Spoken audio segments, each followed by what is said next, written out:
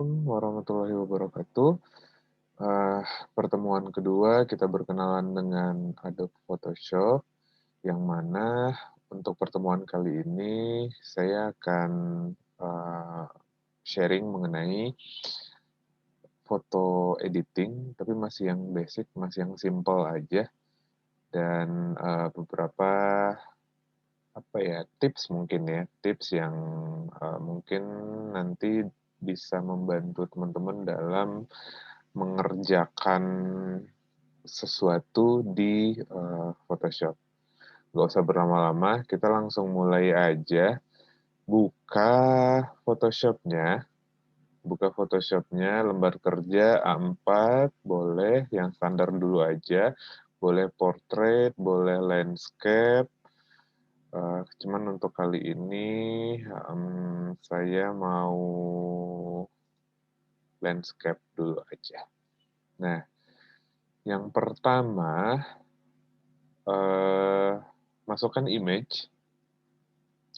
Dalam memasukkan image itu ada banyak cara sih sebenarnya.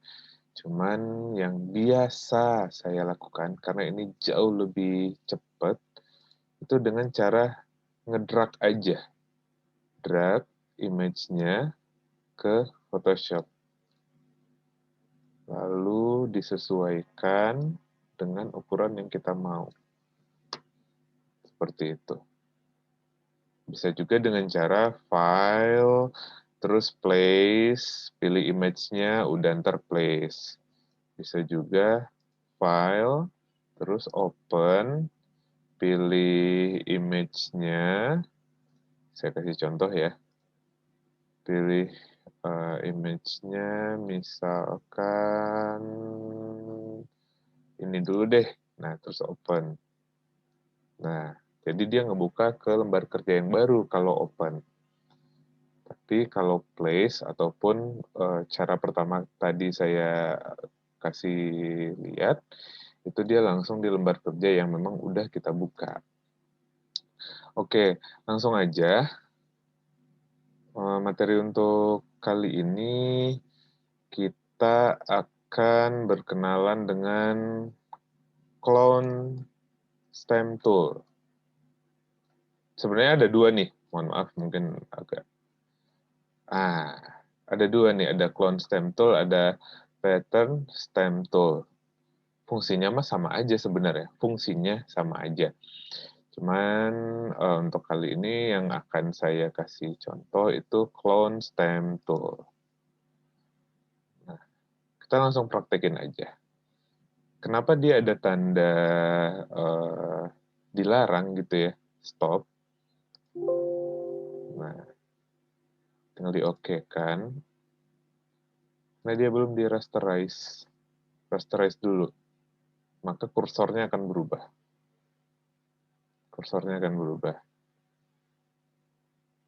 Hal yang pertama yang harus teman-teman lakukan adalah select area yang akan diduplikasi. Dengan cara tahan ALT, kursornya akan berubah. Kayak kalau ada yang sering main game gitu, kayak sasaran gitu loh, tembak-tembakan.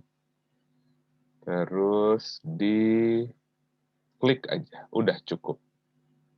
Langkah yang kedua, kita alihkan ke area yang tempat kita menduplikasi yang ingin kita gandakan, yang ingin kita duplikat tersebut. Contohnya seperti ini ya. Tinggal di geser aja, tinggal di swipe aja. Tuh, pelan-pelan udah mulai kebuka kan? Udah mulai berganti gambarnya.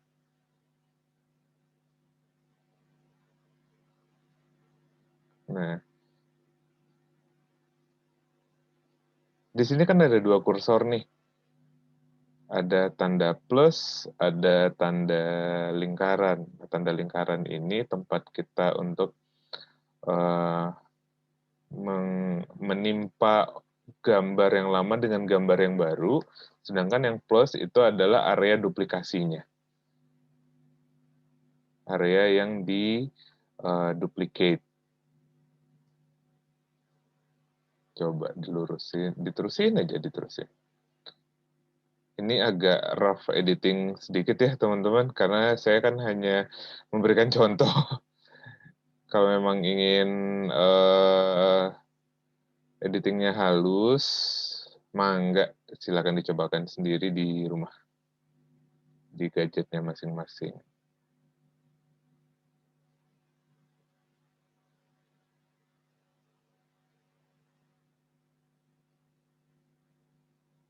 Nah, cobain terus.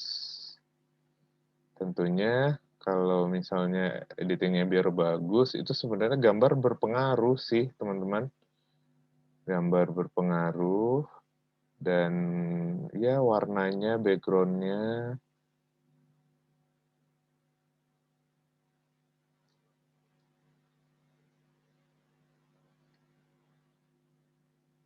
Oke, kita abaikan sisanya, tapi fokus saya di sini adalah benua Amerikanya jadi 2. Itu fungsinya. Jadi menduplikasi. Oke, silakan dicobakan nanti materi pertama. Terus kita minimize dulu aja, karena mau masuk ke materi selanjutnya. Ingat jangan lupa kalau mau meminimize, kalau mau ngecilin dan membesarkan gambar, shift-nya ditahan. Shift baru dikecilin, digedein. Kalau misalnya nggak ditahan, misalnya dilepas nih, akan jadi seperti ini nih, nge-stretch dia, gepeng. Gepeng. Oke, kurang lebih seperti itu ya. Oke, untuk yang kedua, kita masukkan gambar yang kedua.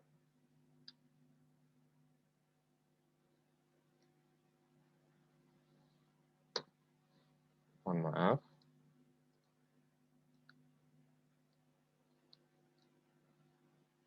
Perbesar lagi biar gampang.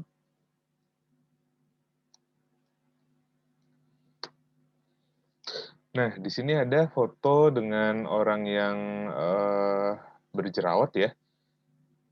Ya,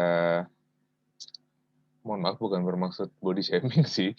Ya, tapi dulu pasti ada nggak sih foto yang dimana kalian merasa bagus, tapi jadi nggak pede gara-gara berjerawat ataupun sebagainya ya. Nah, di sini saya akan ngasih materi tentang gimana sih caranya ngilangin jerawat. Kita pakai healing brush. Rasterize lagi. Terus caranya sama sih teman-teman, caranya sama. Select dulu areanya. Kursornya berubah. Misal nih ya, saya mau ini yang ada di jidat. Select area. Udah, lepas, terus tinggal di swipe aja, usap-usap.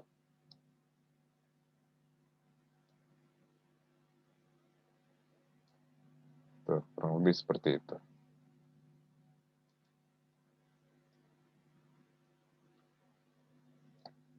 Kalau misalnya nih,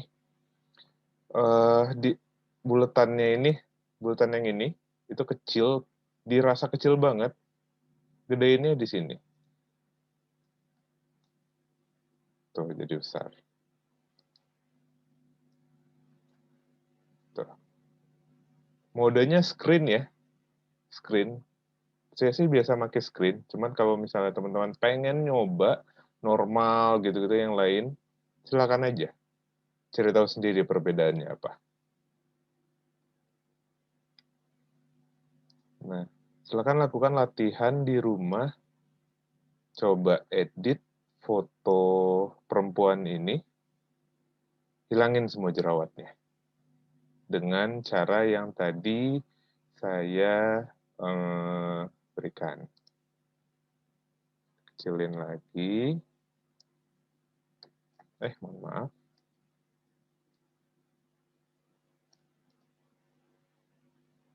Atau di-delete aja kali ya. Jadi biar nggak ngeganggu lembar kerja kita. Nah, masukin yang selanjutnya.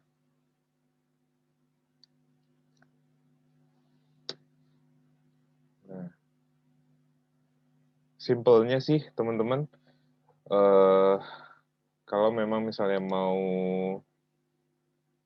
ngatur gelap terangnya suatu foto, itu di sini. Image, adjustment, di kurva.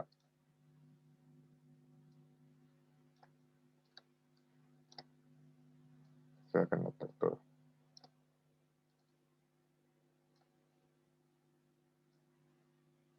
Nah, trik ini berguna banget nih buat teman-teman yang merasa misal nih ya, pas fotonya itu terlalu gelap, itu ingin sedikit cerah, ya gunakan trik ini.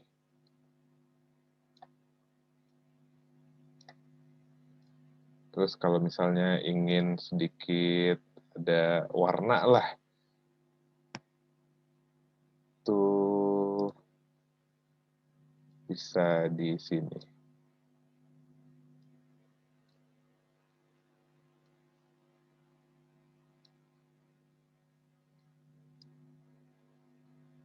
Kerasa ya perbedaannya teman-teman dari yang tadi? Kalau bisa terlalu, wah merah banget tone-nya gitu, ya bisa dikurangin. Silakan di coba-coba. Nah, itu trik simple banget sih sebenarnya mah. Kalau untuk ngedit foto yang uh, kita butuh urgent nih, tapi hasilnya tuh nggak serak di hati kita gitu. Ya anggaplah kayak gelap terangnya masih masih nggak serak aja kitanya. Caranya seperti tadi. Nah, terus, nah saya ingin memberikan uh, sebuah sebuah tips nih buat teman-teman semuanya. Sekaligus memperkenalkan sistem layering pada Adobe Photoshop itu gimana. Mohon maaf. Ntar saya pinggirin dulu.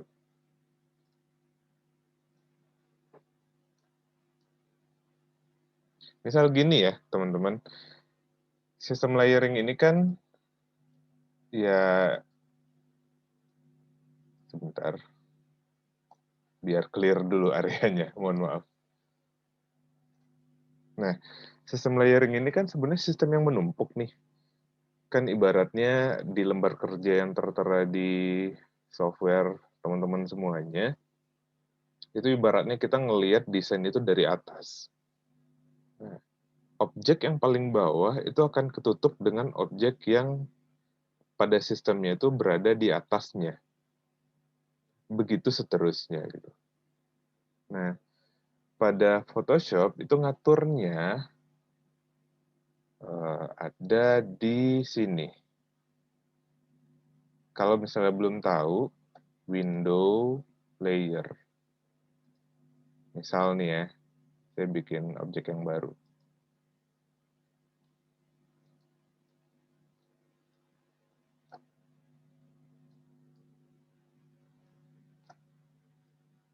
Ketutup kan jadinya fotonya?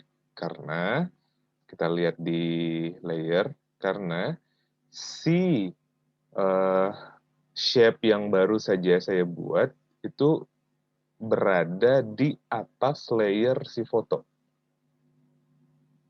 Nah, terus cara untuk ngembaliin si foto ke posisi awal gimana? Atau yang paling depan deh, tampak atas. Caranya ya tinggal dikatasin aja. Tuh, balik lagi. Secara sederhana seperti itu.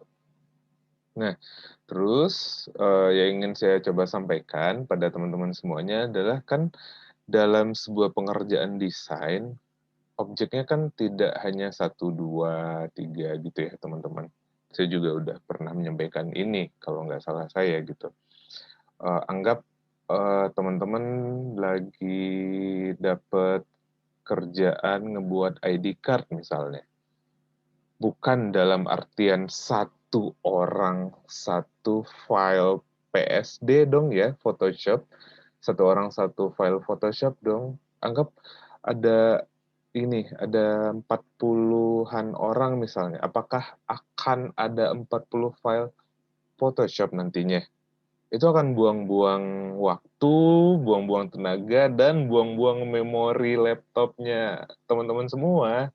Nah, Eee, cara simpelnya itu adalah bikin dulu yang udah jadi satu, misal nih ya, misal nih saya, eee, sebentar deh biar gampang ini saya delete dulu,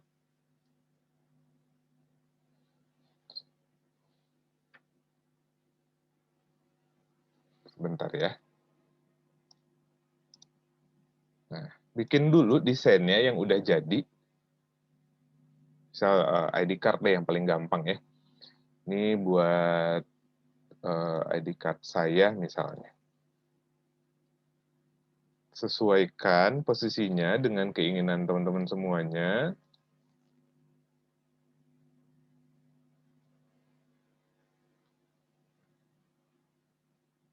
Terus sudah selesai, sudah lengkap. Nah, kalian ceritanya ingin membuat untuk orang kedua dan selanjutnya gitu, 2, 3 dan selanjutnya.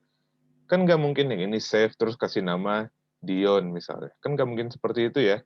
Cara cepatnya adalah ini semuanya itu di grup dulu, lalu di duplicate group. Terus kasih nama, misal nih Fajar Mahardika, misal seperti itu ya. Oke, nah terus yang grupnya si orang pertama tadi, itu matanya ini diklik aja. Jadi biar aman gitu loh. Dia ada tapi tak terlihat. Ngerti nggak sih maksudnya? Contoh seperti ini deh. Jadi kosong kan? Tapi kalau ketika diklik lagi dia ada.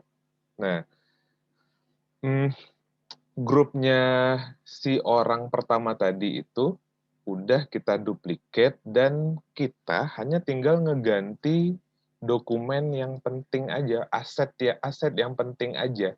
Contoh nih dalam kasus ID card, foto si orang pertama itu tinggal di-delete dan dimasukin foto si orang kedua. Contoh nih ya, saya kasih contoh biar gampang. Pakai yang tadi aja, foto yang tadi aja.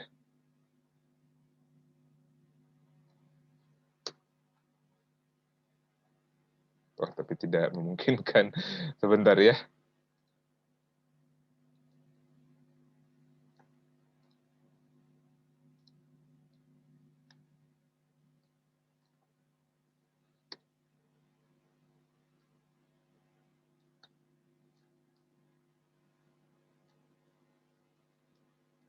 Karena ini background-nya bulat, jadi alangkah lebih baik kalau si fotonya ini kita crop bulat aja.